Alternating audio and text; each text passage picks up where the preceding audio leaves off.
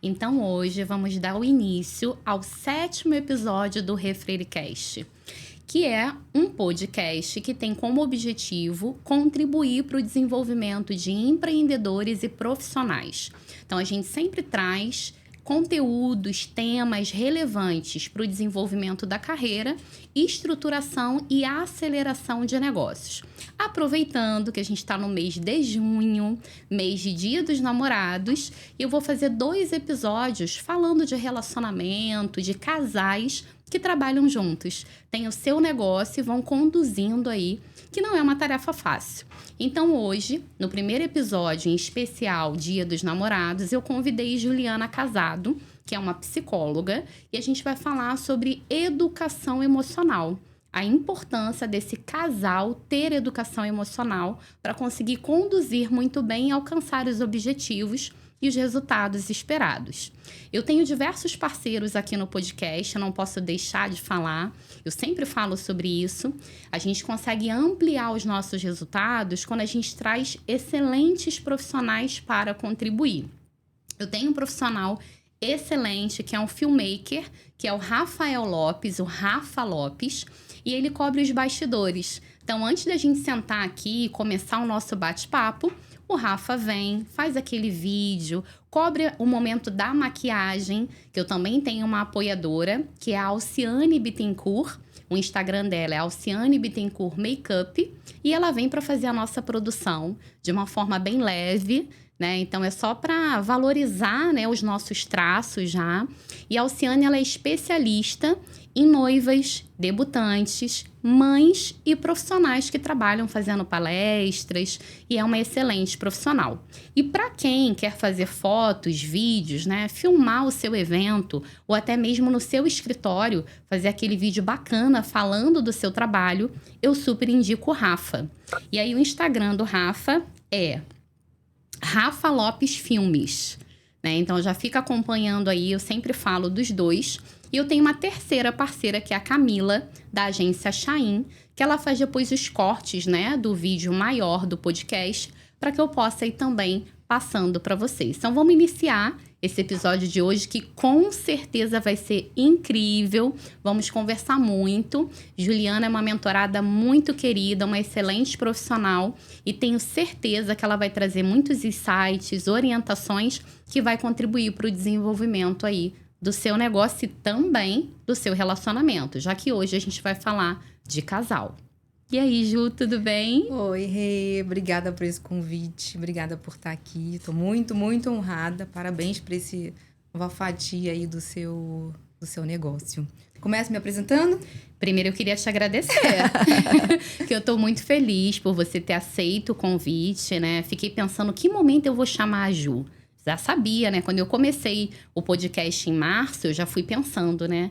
Quem eu vou convidar para estar ali compartilhando, trazendo toda a sua expertise, a sua bagagem de experiência e conhecimentos. Então, você já estava na minha mente desde o início. Mas fiquei pensando no momento, né? Num episódio que você pudesse contribuir muito. E eu sei que você vai falar aí sobre relacionamento. Tem um livro que eu ganhei num evento, né? Então, eu falei, vou chamar a Ju justamente no mês aí dos namorados. Então, pra gente começar, queria que você se apresentasse um pouquinho, né? Falar um pouquinho, contar como é que a gente se conheceu. Pra mim é uma honra ser sua mentora, né? Uma excelente profissional, além de uma pessoa maravilhosa. Então, muito bom estar com você nessa jornada de desenvolvimento. Gratidão, eu recebo aqui. Bom, eu sou psicóloga clínica, né? E além de atuar mundo afora, porque eu atendo online, então não atendo só pessoas que estão no Brasil, mas brasileiros que estão fora também do Brasil. Eu sou CEO da JC Consultoria, uma consultoria voltada para a educação emocional. E é interessante quando eu falo de educação emocional, vejo muitos adultos falando assim, o que ela está falando, o que ela está fazendo, o que a empresa dela faz, né? E eu falo que assim, nosso comportamento ele é movido por aquilo que a gente sente, pelas nossas emoções. E aí, quando a gente não consegue entender a forma como emocionalmente a gente foi educado, porque todos nós fomos, isso chega no nosso negócio, isso chega nas nossas relações, com comportamentos disfuncionais. São brigas que acontecem, a gente não sabe por quê, são emoções que a gente tenta controlar, mas elas acabam saindo de uma forma disfuncional. Então, a minha empresa hoje ela tem o objetivo de ajudar as pessoas a sentir, entender e transformar as suas emoções, para que elas possam direcionar conexão com pessoas, impulsionar negócio, melhorar relacionamentos, melhorar a relação consigo, porque a nossa emoção é uma comunicação interna. Então, é um trabalho que eu tenho muito orgulho de fazer, porque realmente transforma. E é a base, né, Ju? Se não tiver a emoção ali muito bem consolidada, se você não tiver educação emocional, você não consegue desenvolver as outras áreas, né? Não consegue trabalhar carreira, relacionamento, as diversas funções, né? Perfeito. Que a gente desenvolve falando principalmente de mãe, né? De mulher, dona de casa, profissional. Então, são muitas funções. Se essa educação emocional não tiver muito bem consolidada, nada anda, né? Não anda. Na verdade, a gente fica estagnado, né? A gente chega num patamar... E aí, depois a gente fica girando e não sai do lugar. E isso gera uma insatisfação, isso gera culpa, isso gera estresse, descarga emocional. Porque, no fundo, a gente tem potencial, muitas vezes, para estar em outro lugar. Mas a gente paralisa devido a essa dificuldade de entender o que a emoção está dizendo. Essa dificuldade de poder acolher o que a gente está sentindo. A gente não tem como viver sem emoção. A gente é emoção o tempo todo. A gente não controla a emoção, mas a gente controla o comportamento. É isso que falta. Quando a gente não tem essa educação emocional que você falou estruturada, a gente vai se comportar de uma forma infantil. Nós vamos ser adultos que a gente não está... Infantilizados, né? Perfeito. Agora, você fala um termo que é educação emocional, que não é comum da gente escutar. Né? A gente escuta muito inteligência emocional. E acredito que a maioria das pessoas devem confundir. Né? O que é inteligência emocional e educação emocional? São sinônimos? Então, explica um pouquinho pra gente a diferença. É interessante você trazer essa pergunta, que essa semana mesmo eu trouxe. A pessoa, queria te convidar para falar sobre inteligência emocional. Eu falei, eu não falo sobre inteligência emocional. Eu falo sobre educação emocional. E a pessoa se desculpou. Eu falei, não, muita gente faz realmente essa confusão. É como se fosse assim, a educação emocional é o pilar, é a base. E a inteligência emocional é o pilar de cima. Então, primeiro eu preciso entender o que eu sinto, o que eu recebi de informação sobre as minhas emoções, quem eu sou a partir dessas emoções, e depois eu utilizo a inteligência emocional, a capacidade de a gente utilizar as nossas emoções em prol daquilo que a gente quer, no negócio, no relacionamento, com o filho, com a gente. Então, não tem como ter uma boa inteligência emocional, uma inteligência emocional funcional, se a gente não tem a camada de baixo, que é a educação emocional. Ju, mas a inteligência emocional deu um boom. Deu um boom, é real. Mas as pessoas pegam uma fórmula pronta, faça isso aqui, pratique essa ferramenta, utilize esse conceito, como se fosse um espelho, um espelhamento que eu chamo, e aí você vai ter inteligência emocional, só que não sustenta. Eu descubro uma ferramenta, eu descubro algo que faz sentido para mim, mas eu não consigo sustentar, porque a raiz, que é a educação emocional, não foi trabalhada. Porque não está partindo da base do autoconhecimento e do diagnóstico prévio. Já está trazendo uma ferramenta ali, pronto, algumas ferramentas, e aplicando para diferentes pessoas, né? Perfeito.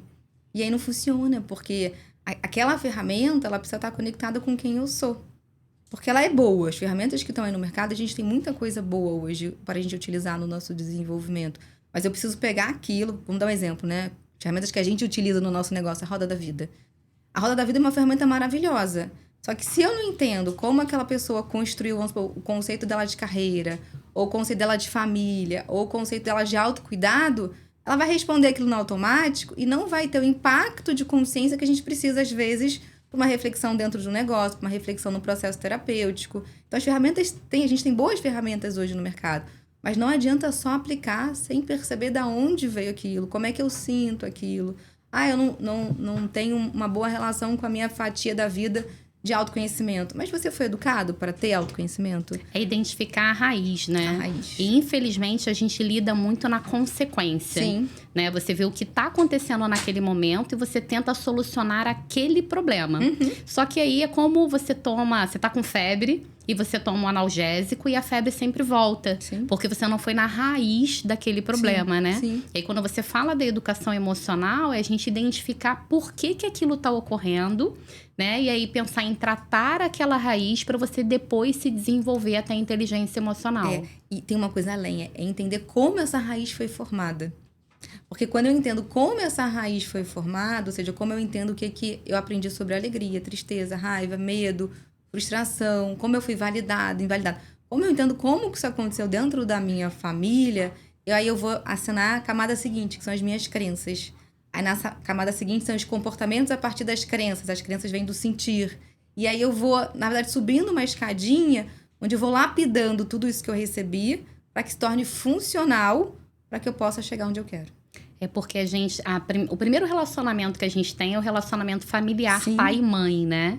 E a gente acaba carregando muito daquela primeiro convívio, né? Primeiras pessoas que você tem contato, depois você vai pra escola, depois tem o primeiro namorado, e aí você casa, e aí tem relacionamento profissional, e aí você vai entrando em outros núcleos, né? Mas a gente acaba percebendo que muita coisa que a gente repete hoje veio lá da base, né? Sim. Daquele primeiro relacionamento, porque os pais influenciam muito, né? O tempo todo. Só que muitas vezes a gente não percebe essa influência. Eu costumo dizer que quando um casal junta, né, se une, eles trazem toda essa bagagem, cada um com as suas verdades, cada um com os seus medos, cada um com os seus limites. E aí, ao juntar, se a gente não olha um para o outro com uma certa curiosidade, o que vai acontecer? Eu vou pegar o que é meu certo e vou tentar imputar no outro. E aí o outro pega o que é certo para ele e tenta imputar em mim. E vira uma guerra. Conflito, porque um quer mostrar que tá mais certo do que o outro. Que a minha verdade, a minha criação é melhor, ou o meu conceito é melhor. Quando tem filho, então, isso potencializa ainda mais, porque quer transmitir o que recebeu pro filho e muitas vezes esquece que tem que construir pro filho o que é ideal para aquele casal, somando, né? 1 mais 1. E não o que foi só gerado na família de origem. Sim, e hoje a gente tem muitos casais trabalhando juntos, né? Muitos. Que é justamente o principal tema aí da nossa conversa. A gente tem casais que estão empreendendo, que montaram o seu negócio. E aí você acaba replicando aquele conflito de dentro de casa, aquele relacionamento em que cada um quer dizer que tá certo e tem que seguir a verdade dele. Você leva isso pro negócio. Sim. E acaba refletindo ali. E quando tem problema financeiro, acaba afetando o casamento, né? O tempo todo. É interessante a gente falar sobre a vida financeira, porque teve agora com a atualização da RN1, uma pesquisa mundial falando que a vida financeira, a forma como a gente lida com o dinheiro é o principal pilar de conflito nas nossas relações. Então, imagina quando trabalha junto, onde ambos têm um desejo de sucesso, um desejo de estabilidade financeira, um desejo de dar certo, mas os conflitos de gasto, de investimento, de visões diferentes sobre o dinheiro, né? Quando a gente fala de negócio, a gente está falando de dinheiro, a gente está falando de sucesso. Só que esses dois vêm com visões e crenças sobre sucesso e dinheiro. Recentemente a gente esteve no evento e eu trouxe um case, né, da Gabriela, que a Gabriela tinha medo de avançar no seu negócio porque ela ficou a vida inteira ouvindo que dinheiro muda as pessoas. Só que isso é real, isso eu ouvi de um cliente meu, não foi totalmente um case inventado para uma palestra. E isso acontece quando a gente tem casais fazendo um negócio juntos, essas crenças estão ali dentro. Então, imagina, vou dar, né, o exemplo, o marido quer expandir e a mulher é cautelosa. Como que faz para chegar nesse meio do caminho? E muitas vezes as pessoas acham que é só conversar. E aí eu vou trazer uma frase que eu escutei recentemente, que ela é uma frase potente, que é assim: se conversar resolvesse tudo, papagaio seria o rei da floresta. Ai, amei. Conversar muito é bom. Legal. É importante, é bom alinhar, mas não resolve tudo. A gente precisa entender por que eu quero ter cautela naquele momento do negócio, enquanto o outro está vendo uma oportunidade de expandir. É conversar com estratégia, com propósito, Perfeito. com um passo a passo. E muitas vezes você sozinha, né? O casal sozinho, quando não tem uma orientação, quando não tem uma mentoria, quando não tem uma psicóloga, por exemplo, Sim. trabalhando isso, né? Porque eu vejo que é a parceria de diversos profissionais que contribuem para o desenvolvimento de um negócio e de um casal que está empreendendo juntos. E aí a pessoa até tenta. Boa vontade, acho que muitos casais têm. Sim. Ninguém abre um negócio para dar errado, ninguém começa um casamento para poder se divorciar. Né? Então, a ideia inicial, o objetivo é: somos um casal, né? Estamos precisando desenvolver, crescer, temos ideias muito boas, vamos nos unir, porque assim vai ser bom para os dois lados. E tá tudo dentro de casa, né? O retorno vai vir pro nosso lar, a gente vai conseguir conciliar o tempo, fazer gestão do tempo. Só que daqui a pouco começa a vir os conflitos. Fala um pouquinho desse passo a passo, Ju, assim, se você puder já passar uma orientação. Esse casal que está se identificando, né? Pode ter aí a esposa ou o marido, já chama para assistir junto e tá justamente se identificando aí. Porque tem ideias maravilhosas, são dois profissionais excelentes, mas estão toda hora conflitando. Ele acha que a sua visão tá errada, que a visão dele tá certa e você o oposto, né? Então, e muitas vezes vocês ficam parados. porque não conseguem chegar num denominador comum, né? Não conseguem traçar uma estratégia ou um processo que seja bom para os dois. Então, se você puder passar, né, alguma orientação neste momento, né, do conflito, em que cada um está achando que a sua ideia é melhor do que o do outro, como é que eu faço para dar um feedback, para mostrar por que a minha estratégia pode ser melhor do que a sua naquele momento? Eu acho que tem um ponto aqui importante da gente falar para os ouvintes, que assim, não tem competição. A gente nasceu, né? A nossa geração e a geração que está vindo, todos nós nascemos numa sociedade que fala que a gente precisa competir o tempo todo. E aí, a gente tem isso lá na nossa raiz, né? Que tem que competir, senão a gente perde espaço, senão a gente não vai para frente. E muitas vezes esse casal, ele quer implementar algo, quer fazer alguma coisa diferente e entra em competição com o seu parceiro. E aí, nesse processo de competição, ocorre o que eu chamo de triangulação. Um vira o vilão, aí o outro vira o herói, o outro vira o vilão, e aí eles ficam mudando de papel. Aí eu sou a vítima, eu sou o herói porque eu dei a ideia melhor, você é o vilão porque não colocou a minha ideia em prática, e aí isso causa um desgaste muito grande. Então, acho que a primeira orientação nesse momento seria assim, que você não está competindo com o seu companheiro, com o seu parceiro, vocês estão ali para fazer o negócio dar certo. Então, se você sentir que você começou a entrar nesse movimento que é a sua raiz, de competir com o outro, de querer provar que a sua ideia é melhor, de querer, no final, ter o troféu, né? Ser a pessoa que vai ter o aplauso, porque é assim que a gente aprende na infância. Quando você faz certo, tá papai e mamãe lá. Quando você faz errado, você tá de castigo, você perde alguma coisa. Você tem que ser o melhor, né? Você tem que tirar a nota mais alta. Num jogo, você tem que ganhar aquela competição. E aí, muitas vezes, você vai para um relacionamento que é para ser saudável e ser algo que um vai apoiar o outro, mas você tá multiplicando o que você aprendeu em casa, né? Eu sou casada, né, com o Diogo. E o Diogo também é meu parceiro de negócio. Cada um tem o seu negócio, né? Trabalha em outras profissões, em outras áreas, em outras empresas. Mas a gente também tem o nosso negócio juntos, né? Acaba um apoiando o outro para fazer o negócio se desenvolver melhor. Ele é de TI e eu sou de administração, né? Então, a gente tem visões diferentes, percepções diferentes. Mas o Diogo uma vez ouviu de uma escritora, uma influenciadora, que eu achei muito bacana, e a gente sempre fala que o nosso relacionamento é assim, que a gente não tem aquela disputa de quem vai fazer a bola do outro cair, né? Então, é como se fosse um jogo de frescobol. Porque a gente quer, na verdade, que a bola sempre fique no alto. Sim. Os dois estão ganhando, né? Então, não tem aquilo assim, a minha ideia tem que prevalecer. A gente olha, na verdade, o resultado, né? E aí, se a gente analisar que a ideia do outro, naquele momento, é o melhor, como a gente está focando da bola tá lá em cima, né? E, na verdade, os dois estão sempre ganhando porque a gente está junto, assim fica muito mais fácil. Com certeza. Mas isso precisa de muita maturidade emocional. Porque quando você entende que o outro não está contra você, ou contra a sua ideia, ou contra a sua ação, você simplesmente escuta o outro no lugar neutro, né? Só que muitas vezes a gente não faz esse movimento. A gente faz o movimento assim, naquela vez eu cedi. Agora eu vou ceder de novo? Não, Concessão, agora ele, né? tem que ceder. Calma. Por que você escolheu ceder?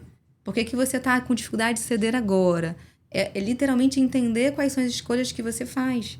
Porque o que eu vejo muito de casais que trabalham juntos é um lugar de um tentar agradar o outro. Só que não é para um tentar agradar o outro, é para fazer o negócio acontecer. E às vezes conversas difíceis vão ser necessárias para aquilo acontecer.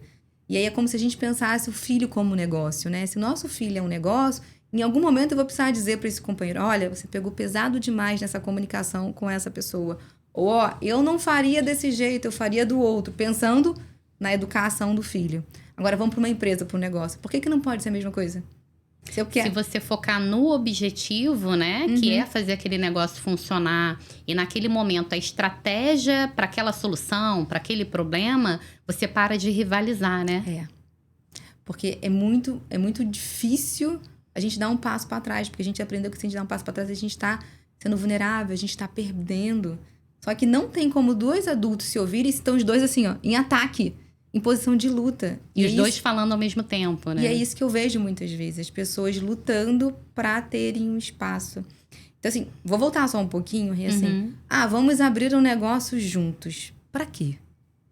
Qual é a primeira? Para quê? É para vocês terem mais tempo como casal? Porque a realidade do Brasil hoje é que muitas vezes os casais não se encontram porque tem jornadas fora de casa, passando muito tempo juntos. Então, é pra gente ficar junto? Então, isso pra quê? Não, é porque a gente tem um talento juntos, a gente funciona bem juntos e a gente quer fazer esse talento virar dinheiro, virar negócio. Ok. Não, é porque a gente tem um filho especial e esse filho precisa da gente. Qual é o pra quê? Por que esse negócio surge? Porque quando tiver o conflito e você lembrar do pra quê, fica mais fácil recalcular a rota. Eu costumo falar do porquê, que é a mesma coisa, Sim. né? Por que você começou? Né? Então, quando você analisa o porquê, você pensa 2 vezes em falar uma palavra que de repente não vale a pena naquele momento, em ouvir o outro no momento que ele tá trazendo uma estratégia que é interessante e recalcular, analisar. Realmente tem que ser quando eu falo, porque tem muito isso, né? Sim. Da competição. A gente acaba falando de negociação, e negociação não é ruim. Não. A gente tem diversos tipos de negociação. A melhor é a ganha-ganha, quando os 2 lados saem ganhando. E quando a gente fala em um negócio, em acelerar esse negócio, essa é a ideia, que o negócio ganhe. Então, se a ideia veio de mim ou veio do outro, mas foi bom para o negócio, os 2 estão ganhando, porque eles entraram naquele negócio com esse objetivo. Agora, existem diversos tipos de negociadores, né? Tem o negociador competitivo, que é esse que a gente está falando, que ele aprendeu desde criança. Você que tem que ganhar. Você tem que estar lá com o troféu.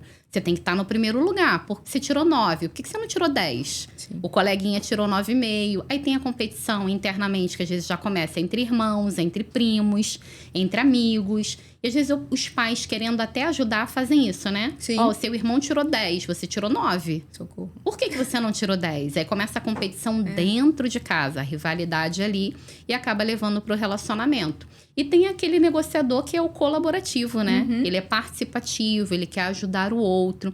E que eu entendo que pro relacionamento, principalmente, né? Quando você fala de um casal, um relacionamento amoroso que virou um relacionamento de negócio, seria a melhor escolha, né, Ju? Sim. Ser um negociador, colaborador, participativo. Não, perfeito a sua colocação. Só que para eu conseguir ser esse modelo de negociador, eu preciso entender o que é ganho para o outro.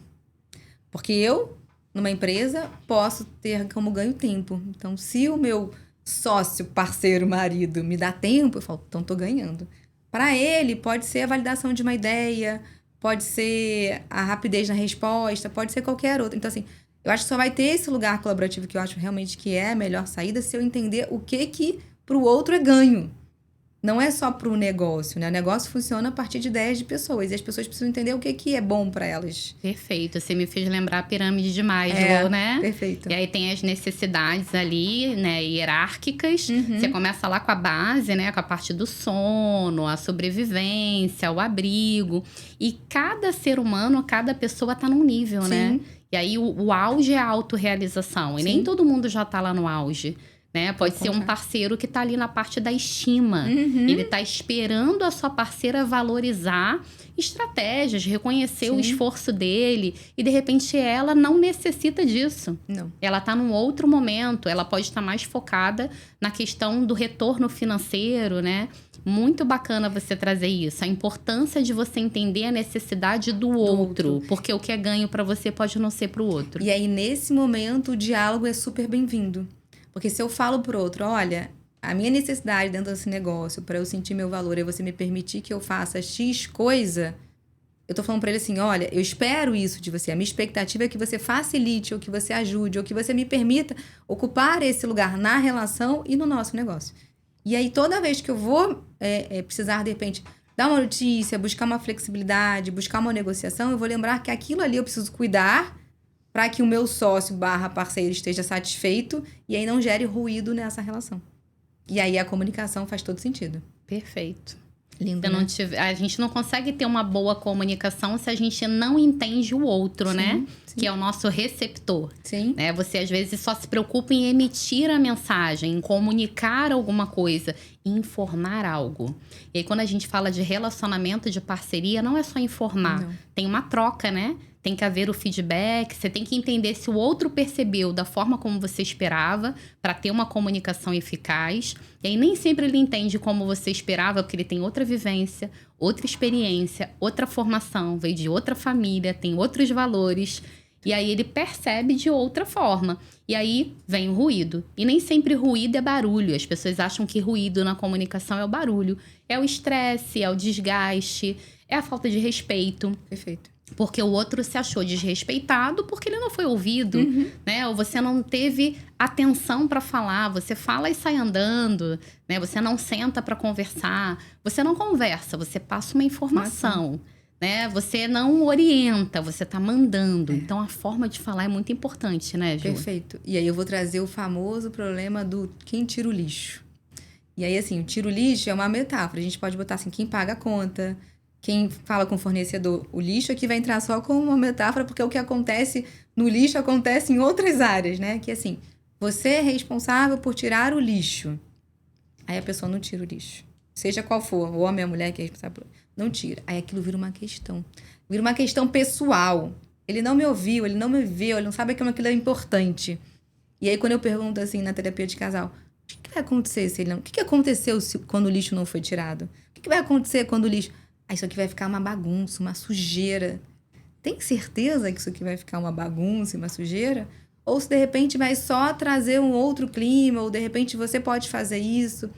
E aí a pessoa cai em si, vai ficar um pouco mais cheio, talvez a lixeira fique suja, mas não vai ser tão trágico quanto eu tô pensando. Tá somatizando muito, né? Tá, porque ampliando. A necessidade daquela pessoa é que o outro sirva ela. Não necessariamente é que o lixo, a casa esteja 100% limpa. E é apontar o erro.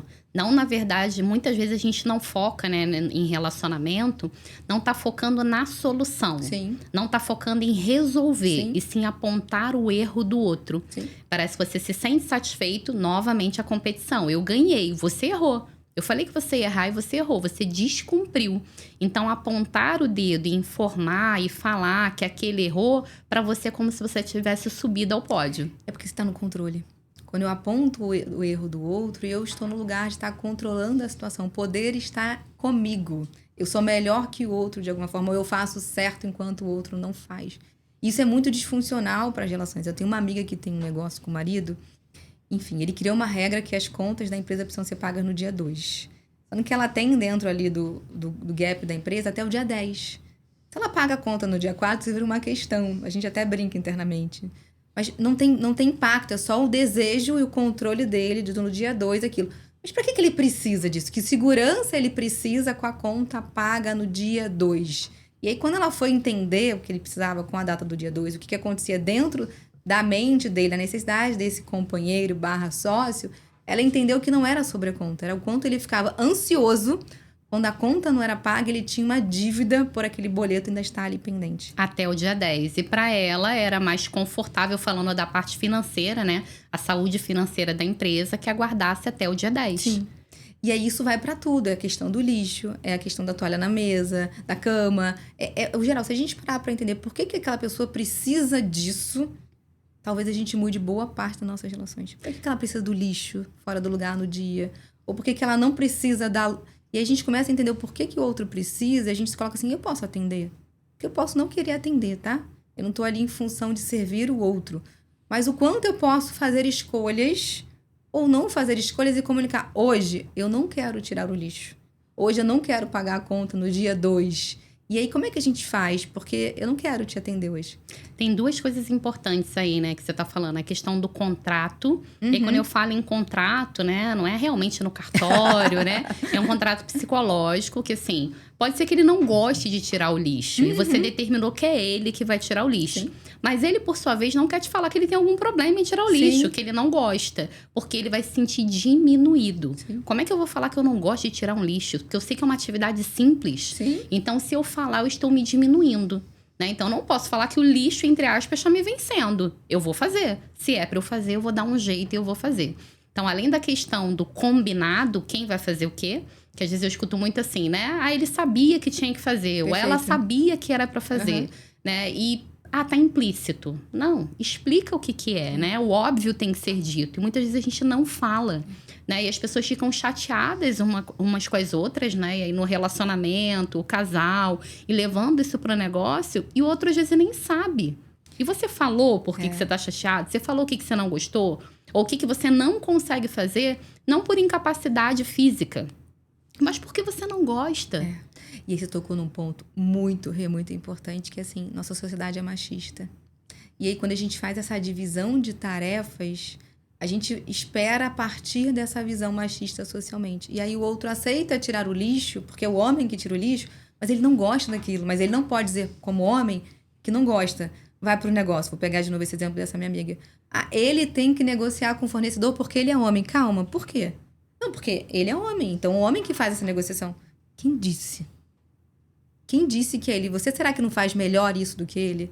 Será que você, não, por ser mais calma, não tem mais capacidade de fazer uma negociação em prol da melhora da empresa do que ele, que é o homem, porque tem que ocupar esse papel, porque tem uma escolha ali, tem um papel ali esperado socialmente? E aí a gente começa a rever, né? É interessante que isso. A gente, para pensar, o lixo é papel de 90% dos homens.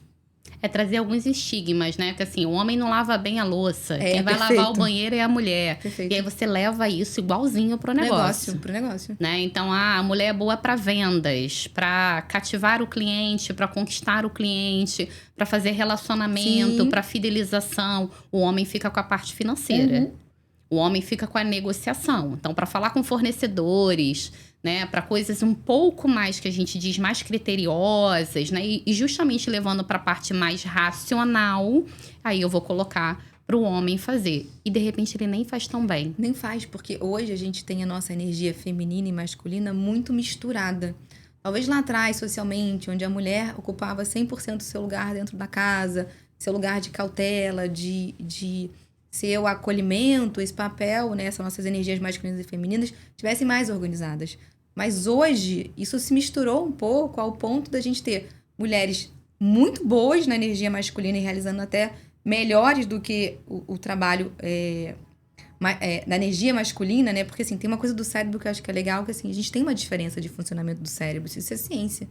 A mulher é melhor em algumas coisas e o homem é melhor em outras, pensando na parte física, né? Uhum. Porém, de acordo com a família que eu vim, de acordo com a criação que eu tive, eu posso ter desenvolvido mais um lado do cérebro do que o outro e eu posso ter esse desequilíbrio entre energia feminina e masculina. Então, eu posso ter mulheres desempenhando muito bem, entre aspas, né, uma função masculina, pensando na função do cérebro, né, o lado esquerdo ou direito desenvolvido, porque ela foi criada num lar onde potencializou esse lugar de ser, de repente, mais analítica, de ter mais força na tomada de decisão, mais argumentação. E eu posso ter um homem muito mais cauteloso, detalhista, acolhedor, dependendo da criação dele. Então, a gente volta lá pro nosso início, que assim, o que cada um faz bem?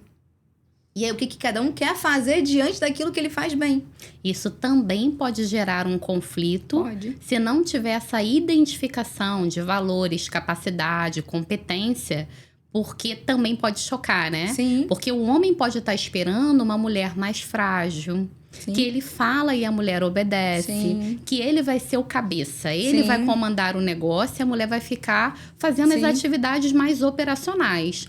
E aí ele entra num relacionamento que dentro de casa ele já vê que não tá muito assim, mas não, quando a gente for pro negócio, abrir a nossa empresa, isso vai ser diferente, né? Eu vou dizer o que tem que ser feito e ela vai obedecer e vai fazer. Só que não. E não acontece.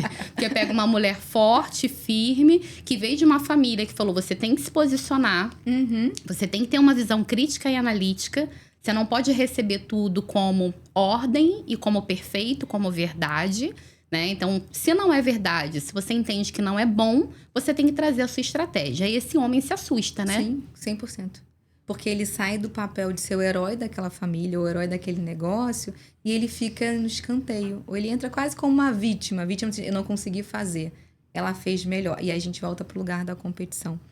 Tem uma coisa muito bonita que eu trabalho sempre com os meus casais, e você falou um pouco quando você trouxe a metáfora, né, da bola, é assim, o que você pode fazer pro outro brilhar um pouco? O que você pode ceder aí desse tudo que você recebeu de bagagem, né, sobre a sua família, para deixar que ela ocupe um pouco o palco para ela se sentir bem? Ou o contrário, o que você pode fazer para que ele ocupe o palco, já que aquilo é um valor para ele e ele se sente bem?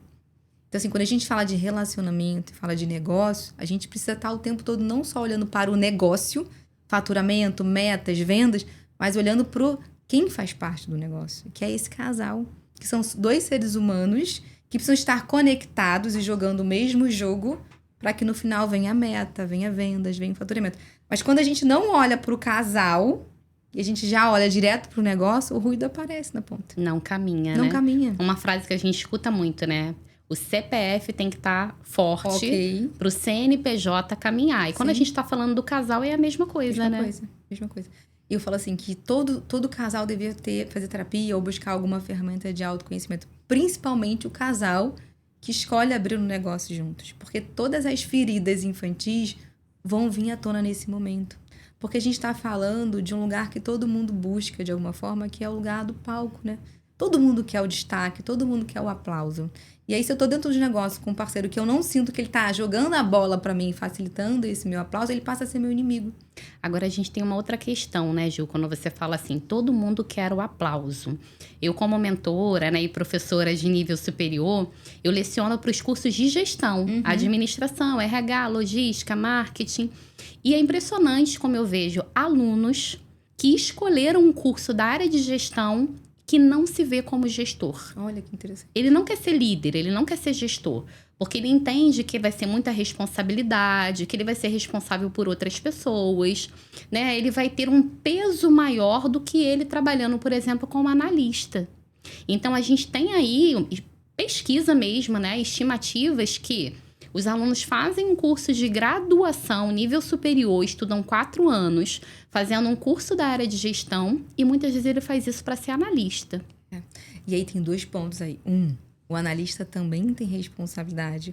O analista também pode subir no palco. Esse que é o primeiro ponto de reflexão. E 2, que medo é esse do sucesso, né? Quem foi que construiu essa verdade que você não pode estar num lugar de destaque? O que será que acontece para você no lugar de destaque?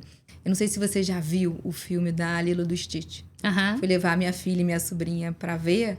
E ali a gente pode tirar algumas metáforas importantes sobre relacionamento, sobre negócio. Eu assisti semana passada com a Rebeca. E uma das coisas é, por que a Lilo só agride as pessoas?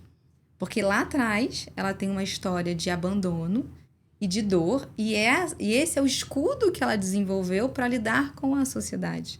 E esse jovem, né, ou esse adulto que tá negando esse lugar de destaque, isso também é um escudo de alguma coisa que ele passou lá atrás, que é mais seguro eu ficar aqui, mesmo que eu seja bom lá na frente, mesmo que eu seja bom na gestão, do que correr o risco. E aí, quando a gente faz o que eu chamo em terapia de voltar para casa, entender a minha história, e significar o que eu recebi e o que eu não recebi, naturalmente a pessoa vai assumindo o seu lugar de destaque. Porque todos nós precisamos desse lugar de destaque. Algumas terapias vão chamar isso de conexão, outras vão chamar isso, né, de valorização do amor próprio. Mas o fato é, ninguém tá aqui no mundo para ficar escondido na caverna. Perfeito.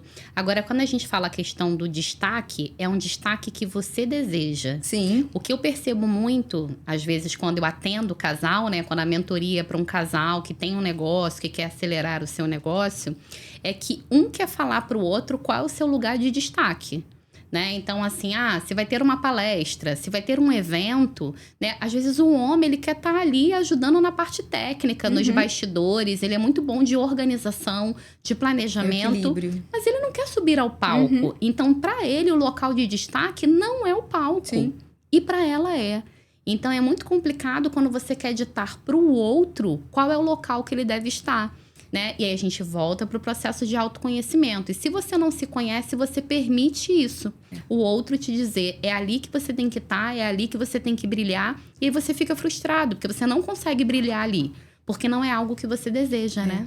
E aí a gente entra um pouquinho no livro que você recebeu de presente, né? Que eu falo sobre relacionamentos saudáveis.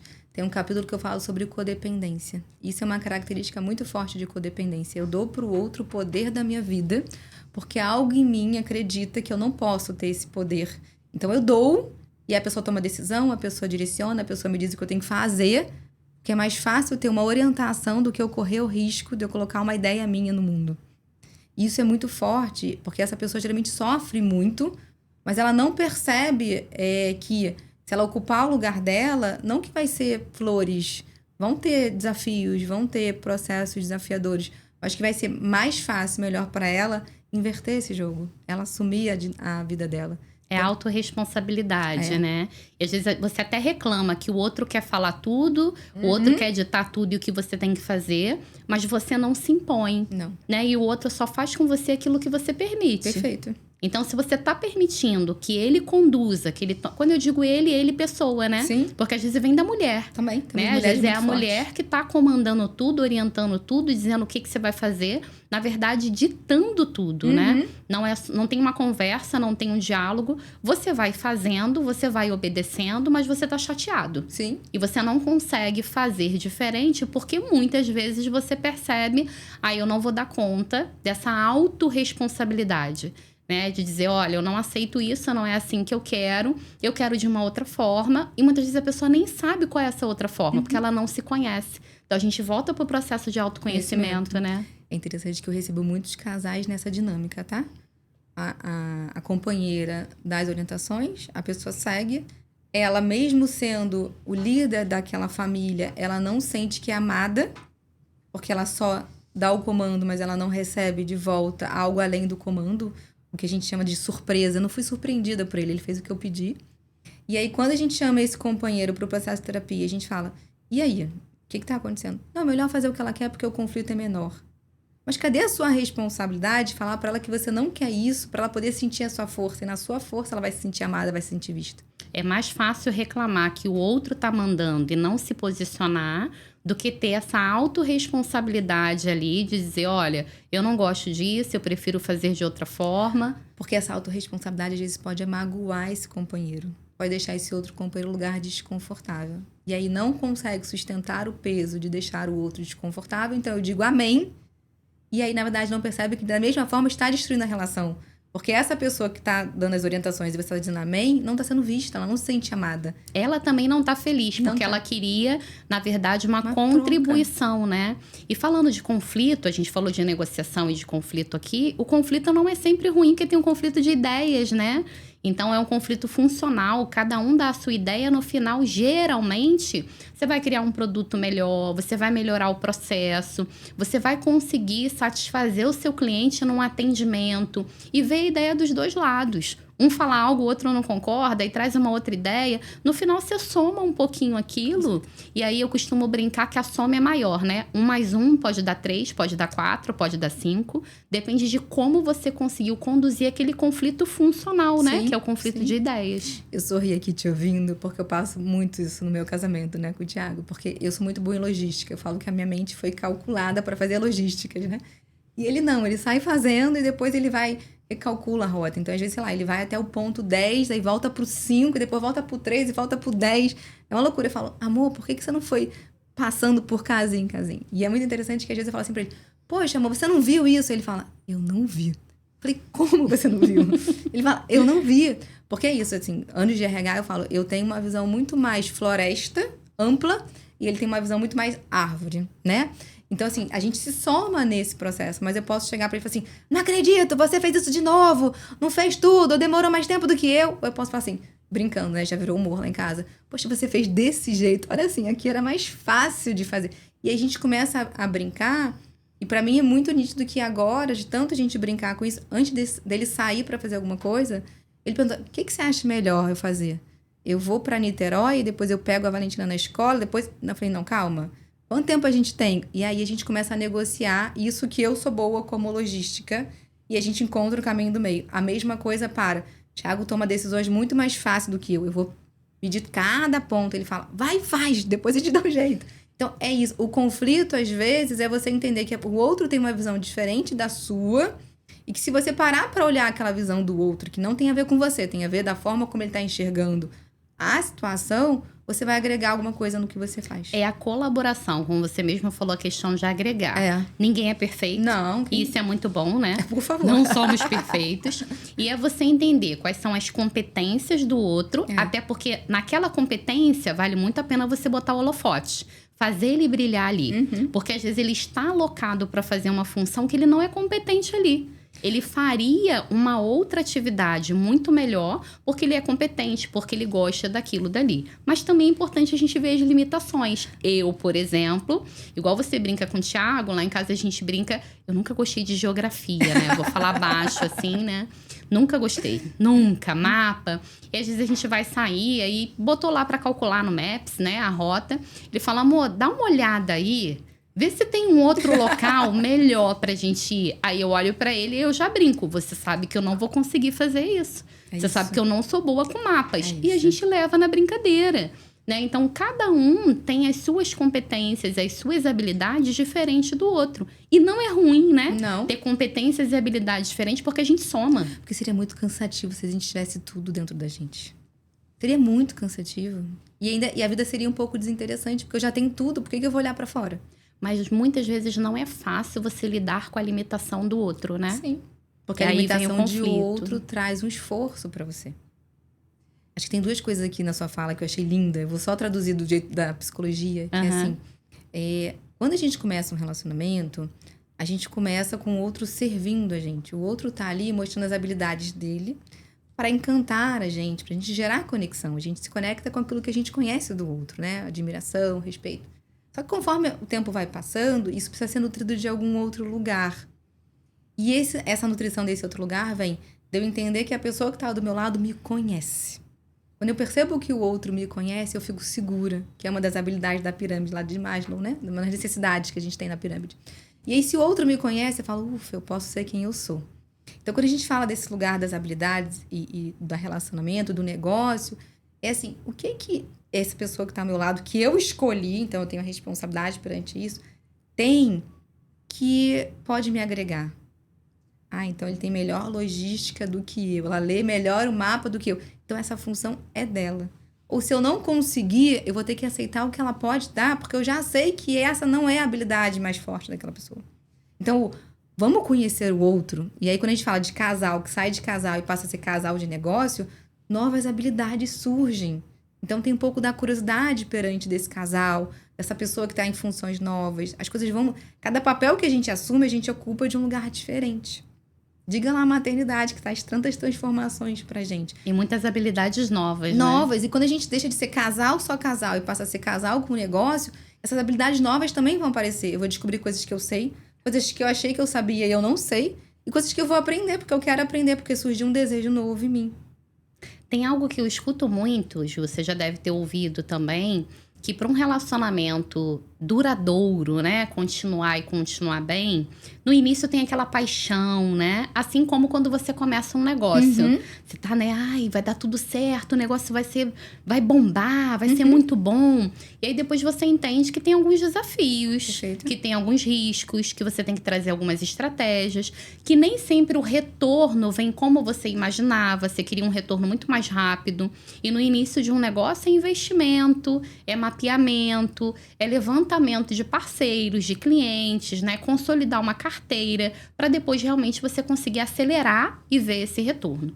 E a gente vê muito isso no relacionamento. No início é uma paixão, um querendo conquistar o outro, depois você entende as limitações, né, as dificuldades que um e o outro têm. Mas eu escuto muito a questão de admiração, que o que mantém um relacionamento é a admiração. E acredito que um desafio é você admirar o outro mesmo depois que você conheceu as limitações, né? Os defeitos, falando, né? Eu não gosto muito da palavra defeito. Acho que pontos a desenvolver, pontos a melhorar, né? Nem tudo você percebeu que a pessoa é tão boa quanto você imaginava. Porque acho que no início... A paixão faz você enxergar o que é bom. Sim, fato. Né? E aí você tenta, na verdade, mascarar aquilo que você não gosta tanto. Com o tempo, e principalmente quando isso vai para um relacionamento, né, do negócio, um relacionamento profissional, muitas vezes você enxerga mais probleminhas, coisas a desenvolver como você via antes, porque você não ficava o dia inteiro. Perfeito. Né? Agora você tem uma carga horária maior com o outro. Como é que fica essa questão da admiração? Você concorda, né, que a admiração faz esse relacionamento ser mais duradouro e mais saudável, melhor? Eu acho que primeiro a gente tem que entender que a admiração é essa. Porque existe uma romantização da admiração. E aí, quando eu falo romantização, tudo que vira padrão, a gente acaba romantizando. Ah, maternidade, quando o filho nascer, quando você descobrir que tá grávida, você vai amar esse filho. Isso é uma romantização, é um padrão esperado perante aquela função, aquele comportamento. Então, o que é admiração? Socialmente, a gente construiu um lugar de admiração que é assim, eu aceito o outro 100% sendo que ele é. Então, eu admiro o outro. Só que a gente pode admirar e, ao mesmo tempo, não admirar aquela pessoa e continuar amando ela. Porque eu posso entender que o que aquela pessoa faz daquele jeito, eu não gosto, mas é dela. Então, a gente precisa entender que a admiração não é sobre eu, Juliana, né, em relação ao Thiago. É eu admirar o Thiago sendo o Thiago, não o que eu espero que o Thiago seja. Então, acho que esse é um ponto muito importante. A admiração, quando bem utilizada, sem esse lugar romantizado dela, ela realmente une o casal.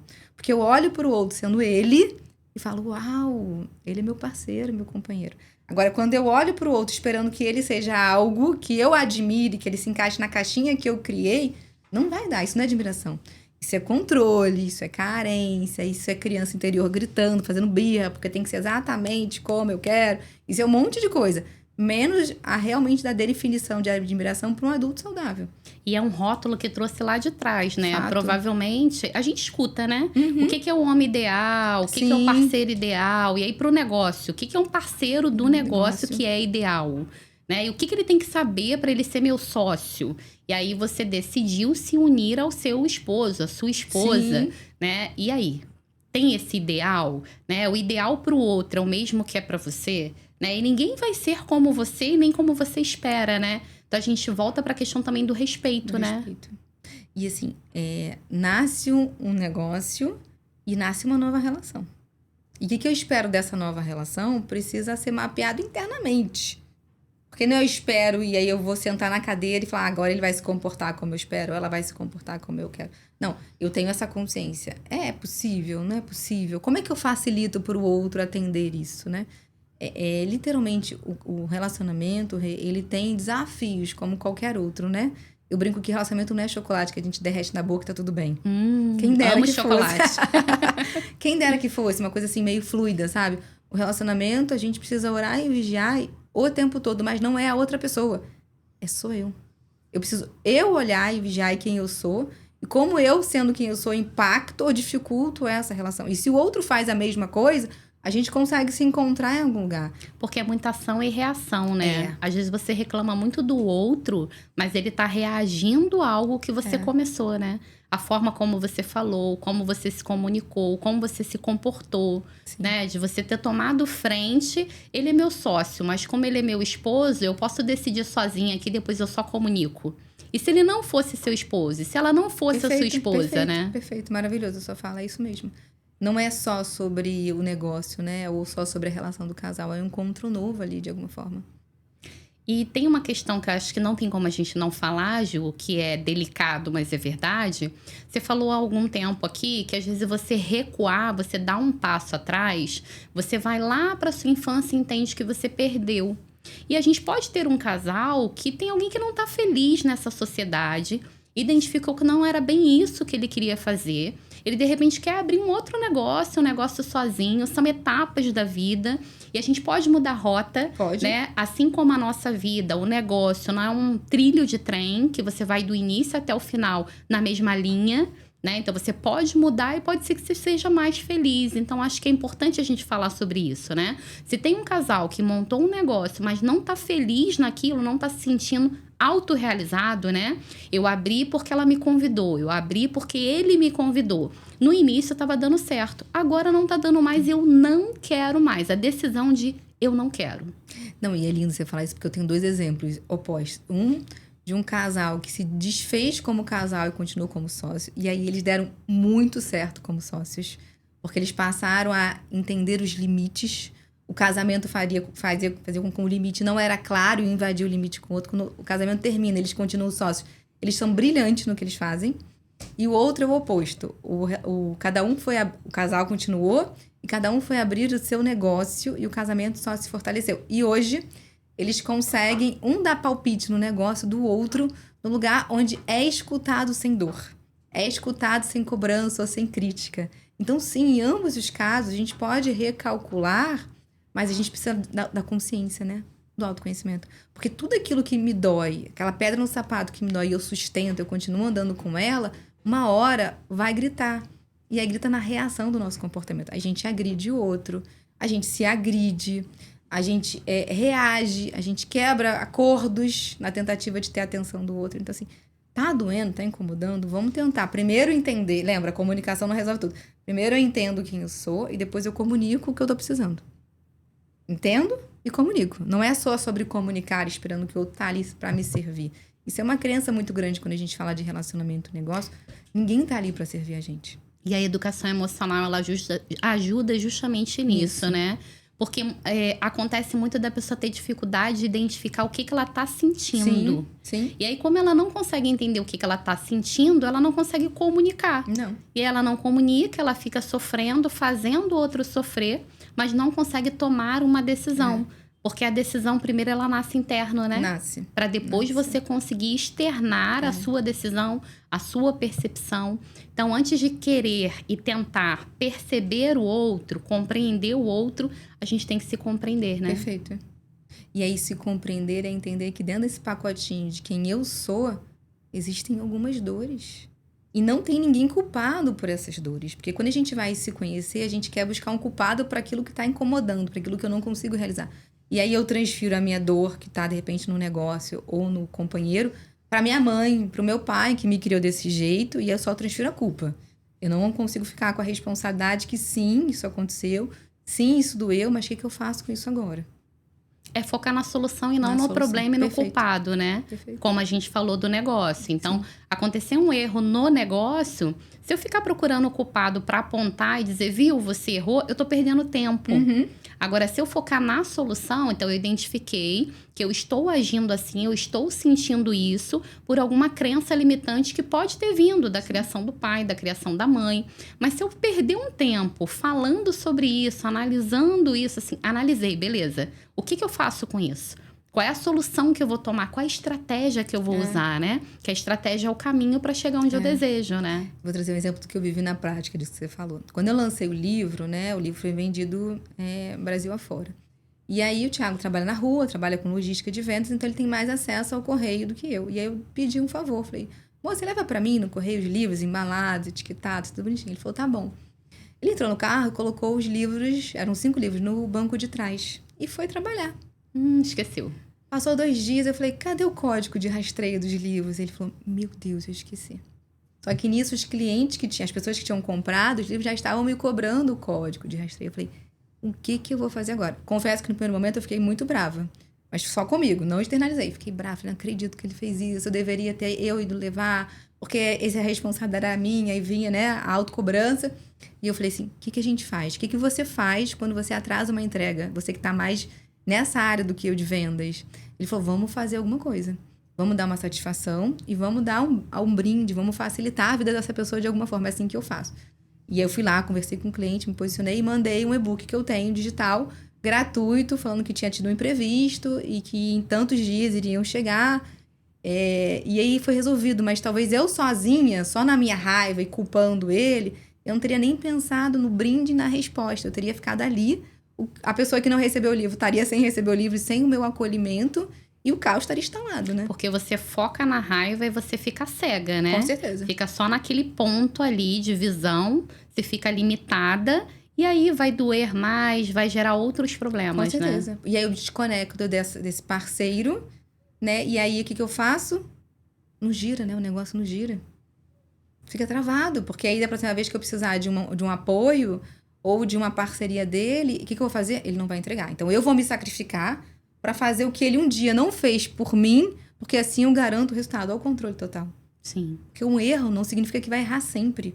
Um imprevisto não significa que vai ter sempre um imprevisto. Significa que foi só exatamente aquilo que aconteceu.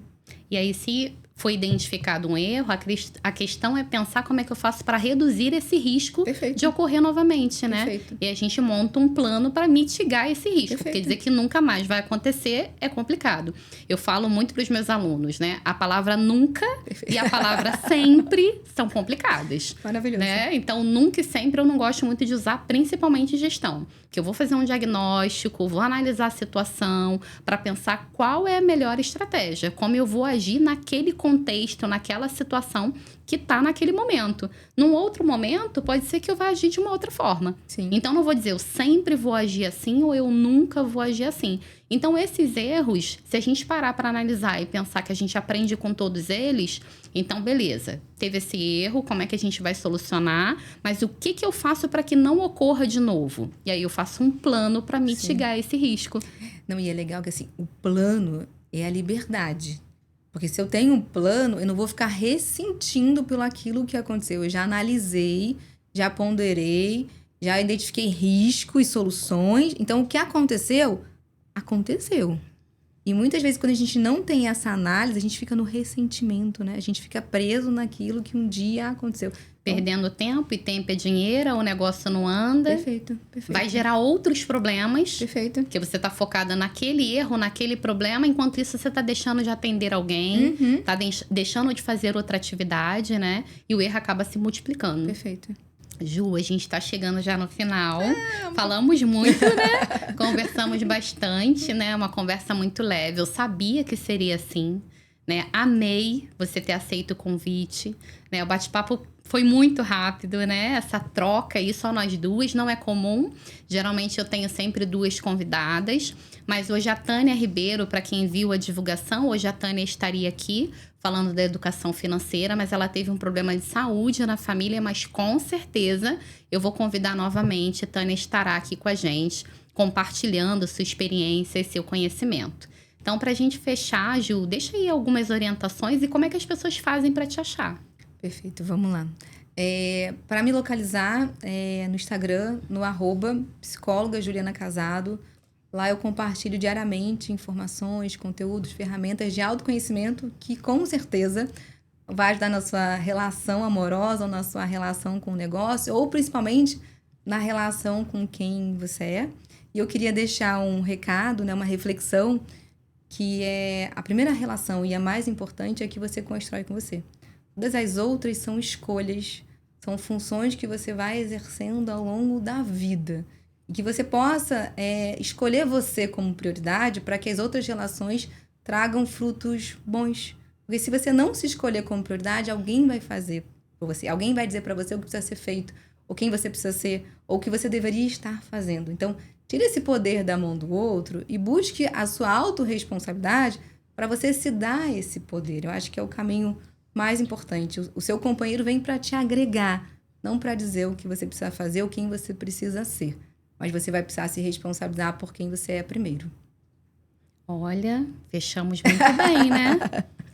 A forma como ela fala, né? Sutil, suave. Eu amo ouvir Juliana, assim. Para mim é uma honra, né? Ser sua mentora, estar participando desse processo, acompanhar todo o seu desenvolvimento. Hoje a nossa conversa foi maravilhosa. Eu falo sempre isso, né? Quando eu te escuto em palestras, quando eu falo sobre você. E é muito legal a gente ter essa troca com uma pessoa assim, Gratidão. que fala de uma forma tão clara, que contribuiu tanto para o podcast. Então, tenha certeza que o que você trouxe hoje aqui contribuiu com certeza com várias pessoas que assistiram, que vão assistir.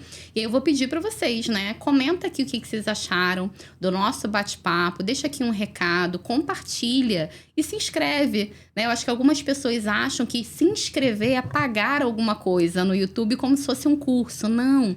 Se inscrever é para que você tenha acesso, para que você saiba sobre os outros episódios e consiga acompanhar. Então, a sua inscrição é importante para mostrar que você está gostando, assim como curtir, compartilhar e comentar. Então, isso é muito importante para que eu entenda, né, o que está fazendo sentido para vocês e quais são os outros temas que vocês gostariam de ver aqui.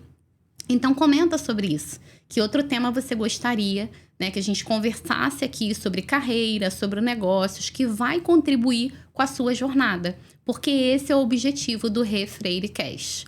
O nosso próximo episódio, que vai ser o 8º, eu vou trazer um casal.